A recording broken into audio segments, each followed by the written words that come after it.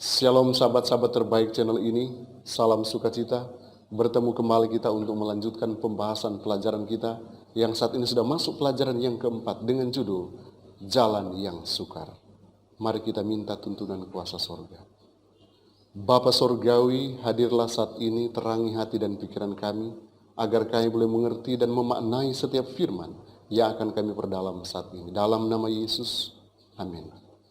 Oke saudaraku, ayat yang melandasi pembahasan kita diambil dari Yesaya pasal 8 ayat yang ke-17. Ini ayat hafalan kita. Firman Tuhan berkata, "Dan aku hendak menanti-nantikan Tuhan yang menyembunyikan wajahnya terhadap kaum keturunan Yakub. Aku hendak mengharapkan Dia." Saudaraku, ketika Ahas menolak bantuan Tuhan untuk mengalahkan musuh-musuhnya, bangsa Israel pada akhirnya harus menderita karena keputusan ini. Bangsa Israel harus mengalami jalan-jalan yang sukar. Dan mereka harus menerima pelajaran dengan cara yang sulit. Ada beberapa pelajaran penting yang akan kita coba kaji bersama-sama. Yang saya percaya, ini akan jadi pelajaran yang berharga bagi saya dan saudara ketika saudara menapaki perjalanan iman saudara. Poin pertama, firman Allah digenapi. Kita akan coba lihat, ada nubuatan dari Yesaya yang digenapi. Yesaya pasal 7 ayat 16, ini nubuatannya. "Sebelum anak itu tahu menolak yang jahat dan yang memilih yang baik, maka negeri yang kedua rajanya engkau takuti akan ditinggalkan kosong." Pelajaran kemarin, kita sudah bahas bagaimana Raja Ahas takut dengan Israel dan Syria. Nah, dua raja ini kemudian dinubuatkan oleh Yesaya dengan cara yang unik. Mari kita coba lihat penggenapannya. Pada tahun 734 sebelum Masehi, firman Tuhan nubuatkan tentang anak yang tidak dapat berbicara. Itu yang kita sudah baca tadi. Anak yang tidak dapat berbicara dengan jelas dan belum bisa membedakan mana yang baik dan yang jahat. Di mana kerajaan Israel dan Syria katanya tidak akan ada lagi, seperti yang tercatat dalam Yesaya pasal 8 ayat 4 dan Yesaya 7 ayat 16 tadi. Nubuatannya seperti itu. Dan apakah penggenapannya benar terjadi?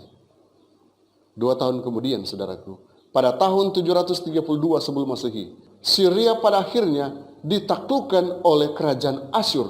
Nah, saat itu putra dari Yesaya berumur kurang dari 1 tahun. Dan dia belum dapat berbicara dengan jelas. Dan saudaraku, yang lebih tragis lagi, 12 tahun kemudian, pada tahun 722 sebelum Masehi, putra Yesaya telah dapat menentukan mana yang baik dan yang jahat.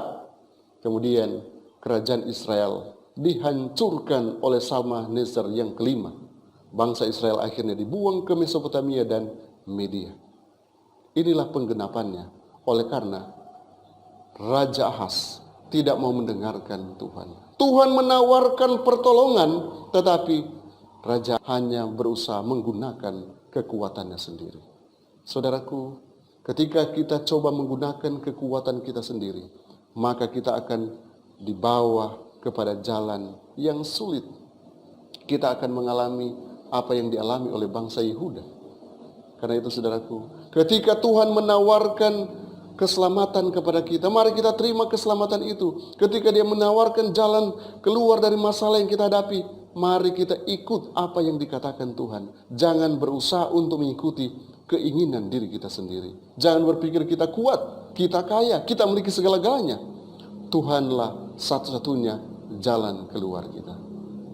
Poin yang kedua, konsekuensi dari ketidaktaatan. Yesaya pasal 7 ayat yang ke-17. "Tuhan akan mendatangkan atasmu dan atas rakyatmu dan atas kaum keluargamu hari-hari seperti yang belum pernah datang sejak Efraim menjauhkan diri dari Yehuda," yakni Raja Asyur. Saudara, apa konsekuensi dari ketidaktaatan? Tuhan telah berjanji bahwa Ia akan menghancurkan kerajaan Israel dan Syria. Ini janji Tuhan kepada Ahas, dan Ahas tidak perlu melakukan apa-apa sebenarnya. Namun saudara, Ahas tidak menaatinya dan dia bersekutu dengan Asyur. Dia juga menyembah dewa-dewa Syria karena dia percaya mereka lebih kuat daripada Tuhan. Anda lihat, dia tidak mempercayai kekuatan Tuhan. Malah sebaliknya, dia mempercayai dewa-dewa asing.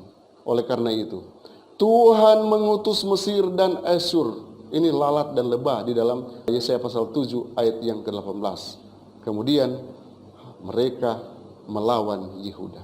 Pada akhirnya, Yehuda yang coba bersekutu dengan Asyur, pada akhirnya diserang oleh Mesir dan Asyur.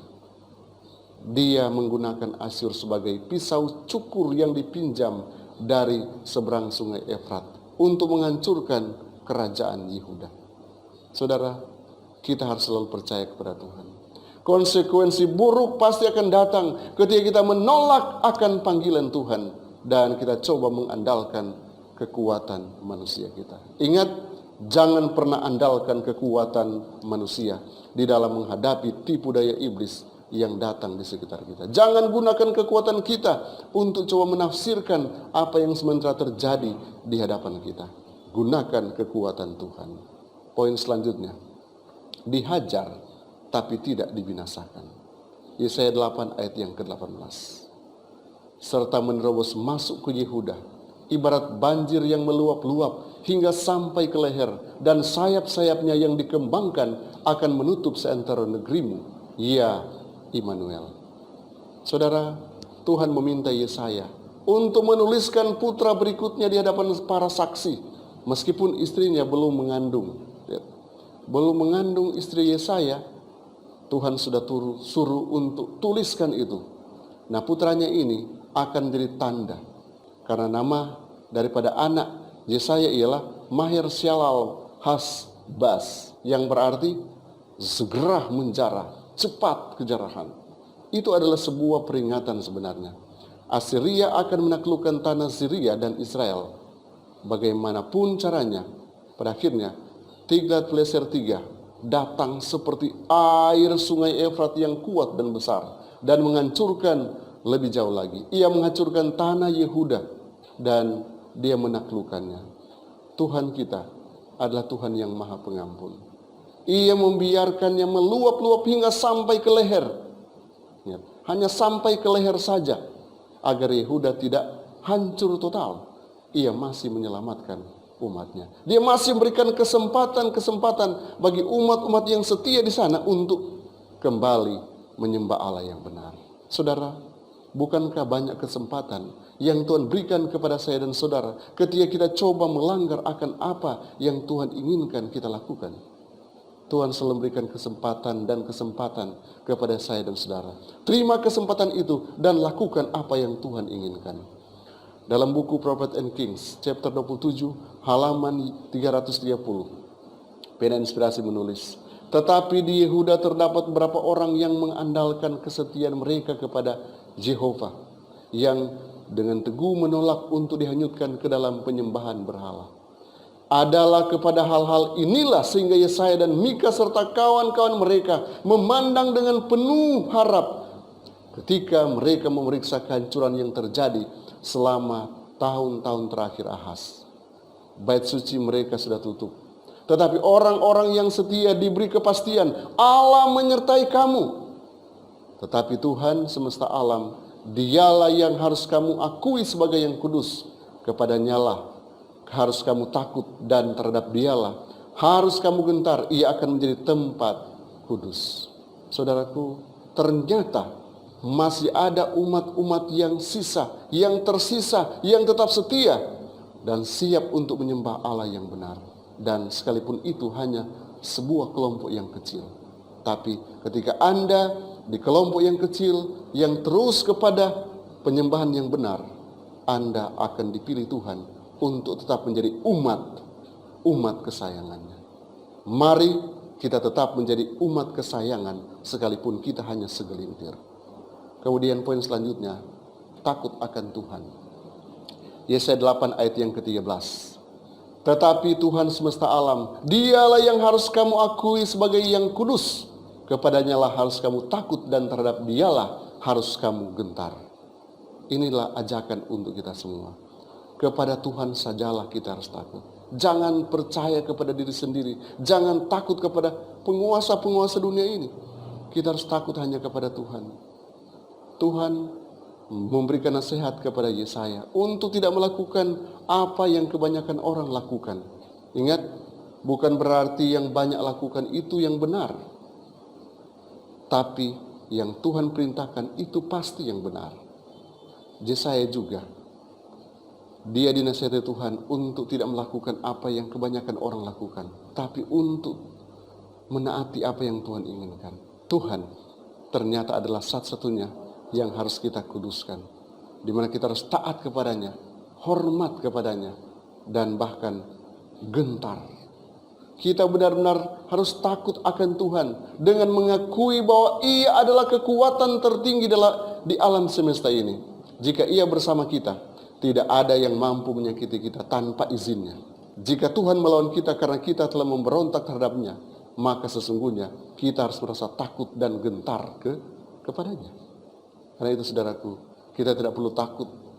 Walaupun ancaman-ancaman dari musuh kegelapan, kita tidak perlu takut.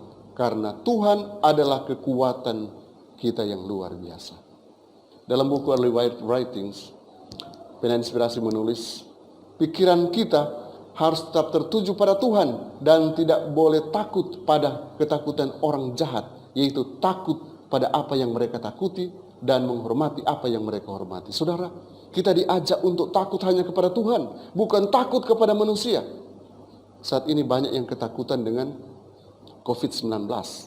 Banyak yang takut dengan apa yang diperintahkan oleh pemerintah. Banyak yang takut kepada pimpinan dan lain sebagainya. Tapi ternyata kita diajak untuk takut hanya kepada Tuhan saja. Karena Dialah segala-galanya bagi saya dan saudara. Kemudian poin selanjutnya yaitu jangan mempercayai dusta. Yesaya pasal 8 ayat yang ke-19. Dan apabila orang berkata kepada kamu, mintalah petunjuk kepada arwah dan roh-roh peramal yang berbisik-bisik dan komat kamit. Maka jawablah, bukankah satu bangsa patut meminta petunjuk kepada Allahnya?